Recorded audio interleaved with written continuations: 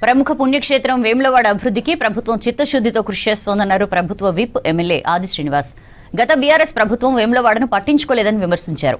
రాబోయే మున్సిపల్ ఎన్నికలపై స్థానిక నేతలతో సన్నాహక సమావేశం నిర్వహించారు. మున్సిపల్ ఎన్నికల్లో కాంగ్రెస్ అభ్యర్థుల్ని భారీ మెజార్టీతో గెలిపించాలన్నారు. ప్రజా సంక్షేమమే లక్ష్యంగా కాంగ్రెస్ సర్కార్ పనిచేస్తోందన్నారు ఆది శ్రీనివాస్. ఈ ఎన్నికల్లో ఆయా వార్డు నుంచి అభ్యర్థుల ఎంపికను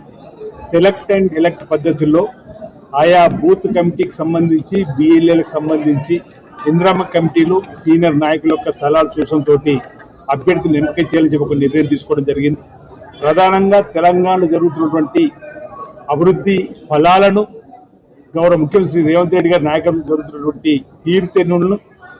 ఏవైతే అమలు చేస్తున్నటువంటి పేదలకు ఉపయోగపడేటువంటి స్కీముల్ని ప్రజలకు చెప్తూ ఈరోజు రైతులకు రుణమాఫీ చేసినటువంటి అంశం, 200 యూనిట్లకు ఉచిత కరెంట్ ఇచ్చేటువంటి గృహజ్యోతి కార్యక్రమాన్ని, ఆర్టీసీ బస్సులో ఆడతల్లో ఉచిత ప్రయాణం చేస్తున్నటువంటి అంశాన్ని, ఇందిరమ్మ ఇండ్ల నిర్మాణం సంబంధించినటువంటి అంశము, రేషన్ కార్డులను అందివ్వడము, దానిపై సన్నబిచ్చేటువంటి కార్యక్రమం కూడా ప్రజలకు చెబుతూ ముందుకు పోయే క్రమంలో ప్రధానంగా వేములవాడ పట్టణ ప్రజలు గత 50 సంవత్సరాలుగా ఎదురు చూస్తున్నటువంటి వారి స్వప్నము కళ రోడ్డు వెడల్పుకు సంబంధించింది పూర్తవుతున్నటువంటి వేళ అంశాన్ని ప్రజలకు చెప్పేటువంటి కార్యక్రమం. రాజన్న ఆలయ అభివృద్ధి వేములవాడ పట్టణ ప్రజల ఆకాంక్ష, రాజన్న భక్తుల ఆకాంక్ష అయినటువంటి రాజన్న ఆలయ అభివృద్ధి కూడా శరవేగంగా జరుగుతున్న అంశాన్ని కూడా ప్రజలకు తీసుకొని వెళ్ళి మురుగునీరు మూలవాగులో కలవకుండా, మురుగునీరు గురుచెరువులోకి రాకుండా చేసేటువంటి దానికి సుమారు 10 కోట్ల రూపాయలు వెచ్చించి జరుగుతున్న పనుల అంశాన్ని చెప్పేటువంటి కార్యక్రమం.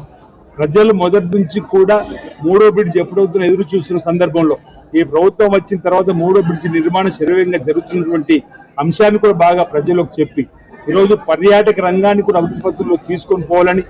గుడి చెరువులో నూతనంగా బోటు కావాలని 2 రోజుల క్రితమే 1,40,00,000 వచ్చిన వైనము బోటింగ్ సౌకర్యాన్ని కూడా కల్పించేటువంటి కార్యక్రమం చేసే విధంగా ఈరోజు వేములవాడ రాజన్న ఆలయం ఒక కన్ను అయితే వేములవాడ పట్టణం మరొక కన్నుగా 2 సమాంతరంగా అభివృద్ధి పద్ధతులు తీసుకొని పోతాను ఇచ్చిన హామీ టెంపుల్ సిటీగా, ఆధ్యాత్మిక కేంద్రంగా, పర్యాటక కేంద్రంగా, టెంపుల్ సిటీగా ఏదైతే మేము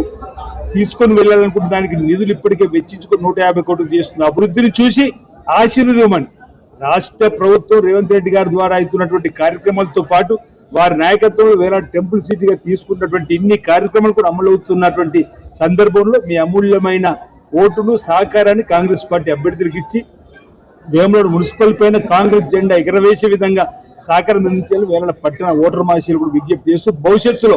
వేములవాడ పట్టణ మరింత అభివృద్ధి పత్రంలో తీసుకొని పోవడం కోసం దోహదపడే విధంగా ఈ ఎన్నికల్లో మీ ఆశీర్వాదం కాంగ్రెస్ పార్టీ అభ్యర్థులకు అందివ్వాలని, ఇప్పుడు జరుగుతున్న అభివృద్ధిని ఒకసారి చూడమని చెప్పి విజ్ఞప్తి చేస్తూ వేములవాడ పట్టణంలో ఇంచుమించు 30 కోట్లతో ఇందిరమ్మ ఇళ్ల నిర్మాణం కూడా జరుగుతుంది శరవేగంగా, ఆ అంశాన్ని కూడా గమనించాలని చెప్పండి. ఈ ఎన్నికల్లో నేను వేములవాడ పట్టణ ప్రజలకు విజ్ఞప్తి చేసి సుమారు 2,500 పైచలకు ఇల్లు లేని వాళ్ళందరూ ఉన్నారు, అడుగు స్థలాలు లేని వాళ్ళు ఉన్నారు. వారందరూ కూడా అడుగు స్థలాలు ఇచ్చి వారందరూ కూడా ఇల్లు ఇచ్చేటువంటి కార్యక్రమం కూడా చేసే బాధ్యత ఈ మున్సిపల్ ఎన్నికల్లో గెలుపొందినటువంటి కౌన్సిల్ పైన ఉంటుంది, మా పైన ఉంటుంది. అందుకే తిరిగేటువంటి వారిని కాంగ్రెస్ పార్టీ అభ్యర్థులైనటువంటి వారిని కౌన్సిల్లో మీరు గెలిపించాలని చెప్పి సందర్భంగా ఈ సమావేశం ద్వారా కోరడం జరిగింది.